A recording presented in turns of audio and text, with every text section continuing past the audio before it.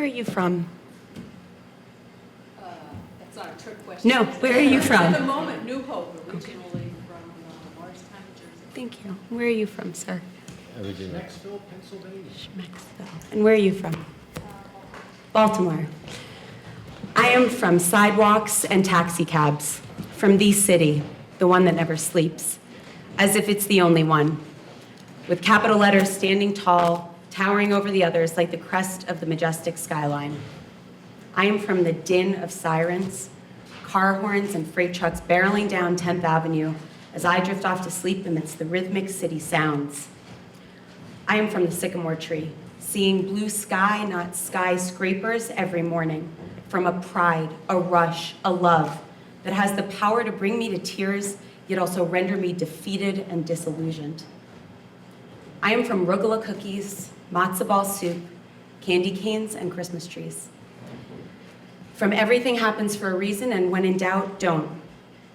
I'm from the aftermath of Ellis Island, a last name shortened to sound more American and less Russian. I am from car rides, Mel Brooks, doo-wop, and sunflower seeds. From my father's stories, my mother's sage advice, my sister's exuberance. From film, 16 millimeter, dark rooms, crispy photographs preserved behind thick plastic and glass, providing me with nothing more than modeled memories of grandfathers I never knew. I am from the vicious cycle of thinking I have it all figured out and questioning everything and knowing nothing. I am from spinning axes and striving to be better informed perspectives, from tipping over the melting pot, its contents piping hot with anger, frustration, and guilt. I now always make air quotes hug the word diversity, embracing and comforting it as it mourns its loss of identity and false sense of self. I am from words and phrases like pedagogy, intersectionality, and sociocultural context, which come spewing from my mouth on a daily basis while they get tangled between the teeth and tongues of others. I am from, if you love what you do, you never work a day in your life, and only recently understanding the underlying privilege of that creed. I am from a neighborhood where the projects rest against the million-dollar prospects, where wealth and poverty run through the tree-lined streets like children at the end of the school day. What some consider symbiotic, I now recognize as colorblind. But where I'm from doesn't always feel like how where I'm from should feel. And that's hard. It's complicated. I pull the bandana down from my eyes and I wait for my pupils to adjust. I'm from blurry lines. And while I will not claim to reclaim borderlands, I will say I negotiate boundaries. You see, I'm working to strengthen this hybridized identity of mine, to make sense of my contradictions and confusions while also celebrating my intersections and how they've led me to what I'm passionate about today.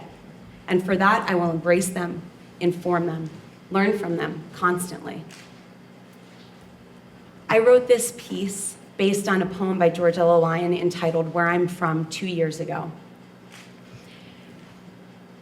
And the process and experience of engaging with myself and asking myself where I'm from was really powerful and really groundbreaking in a lot of ways. I've been thinking about this idea and this term of where I'm from since. And I've recently realized that not only can from mean different things for different people, some might associate it with a place like a home or family or traditions or culture, but that it's really at the center of my work as an educator and what I'm dedicated to doing with the young people that I work with. I want to know where they're from. And before I do, if I don't, I can't effectively educate them and work with them and learn from them. So I've started to do a Where I'm From project with every group of young people that I work with, whether it's 5th and 6th graders in a media arts elective or a digital storytelling after-school program in a high school with 10th, 11th, and 12th graders. This is the first project we do, and it's the first set of stories that we share with each other. This allows me not only to get to know my students, but it allows them to reflect critically, meaningfully, and authentically on who they are, and to determine and parse out what from means to them. And that could mean a multitude of those different associations with from, but perhaps they've never been asked that question before. Or perhaps, as we saw at the beginning, when someone asks where you're from, most people, I would say, give you a location. They don't say, oh, my home or my family. They probably give you a geographic location. And that's interesting, but it's incomplete in terms of really understanding where we're coming from, who we are, what we are. So we do this project. We start by reading Lion's piece. I share my piece with them, and then the young people are given an opportunity to engage with this work themselves. We draft up copies of their poems, and then they also create visuals to go along with their poems.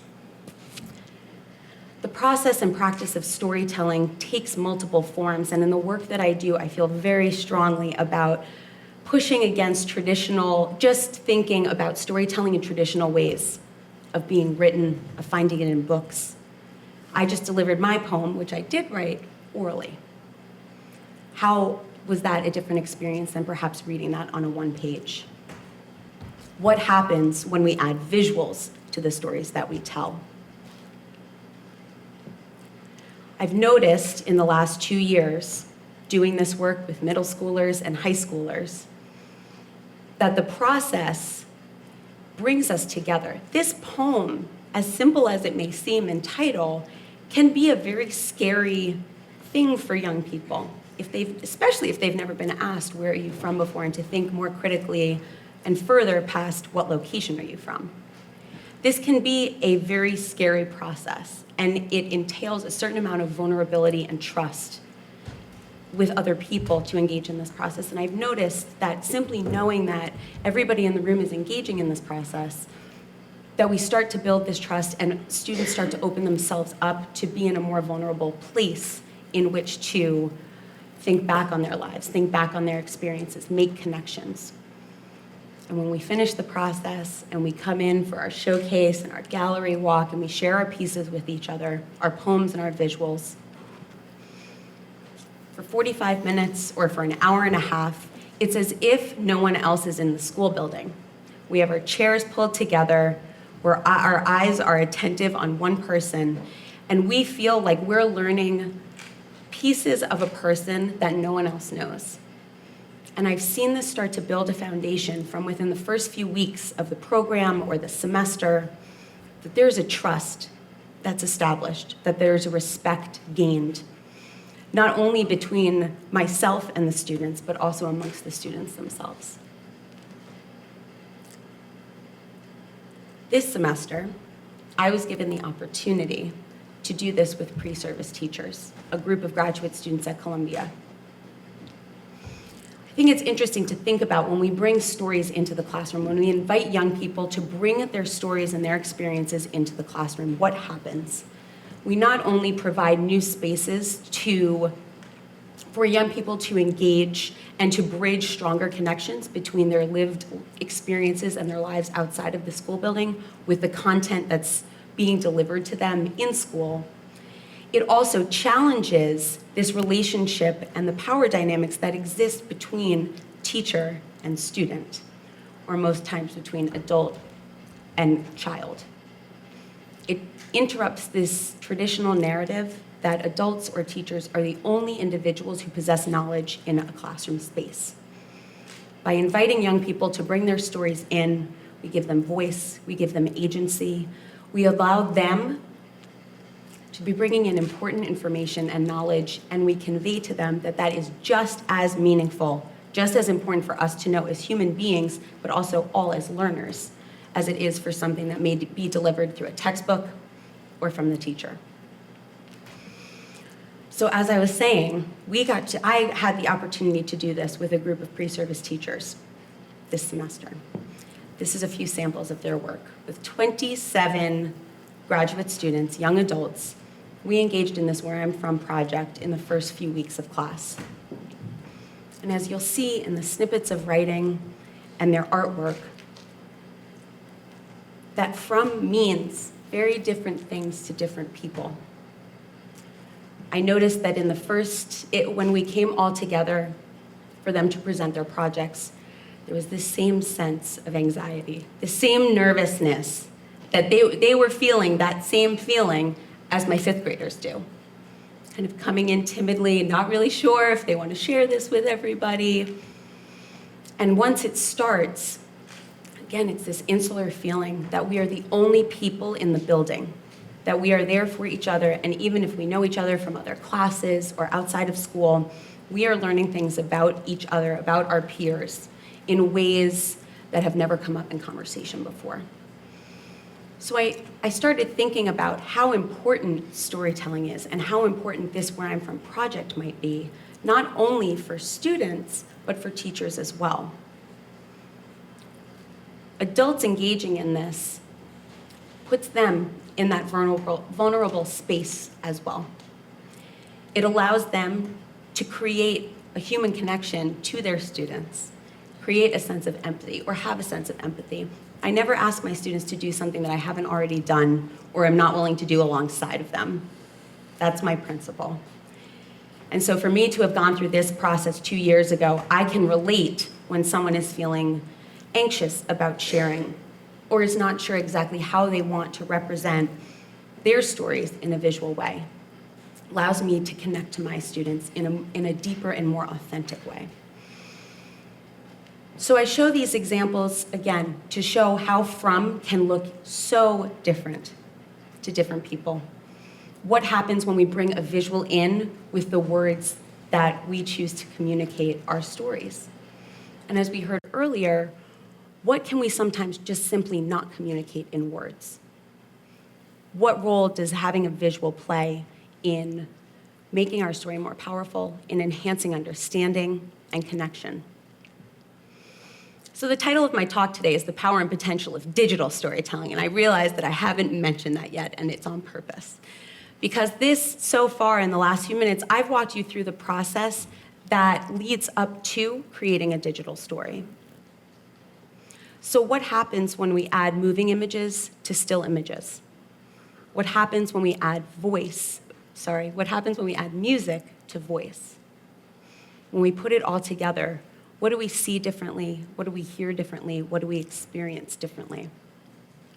So I'm going to end by sharing with you the digital story that I created for my Where I'm From piece. And as you're watching, I would like to invite you to consider what changes. What are you noticing that's different? How are you feeling things differently? What might you be understanding differently? What might you be seeing differently or hearing differently as you engage with this?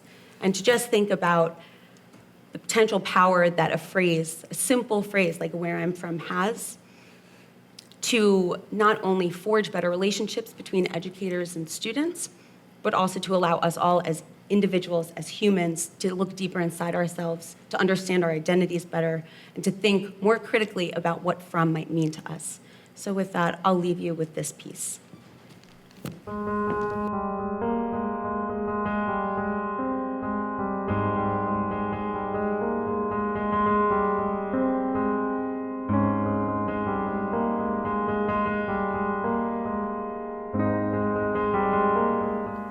I am from sidewalks and taxicabs, from the city, the one that never sleeps, as if it's the only one, with capitalized letters standing tall, towering over the others like the crest of the majestic skyline.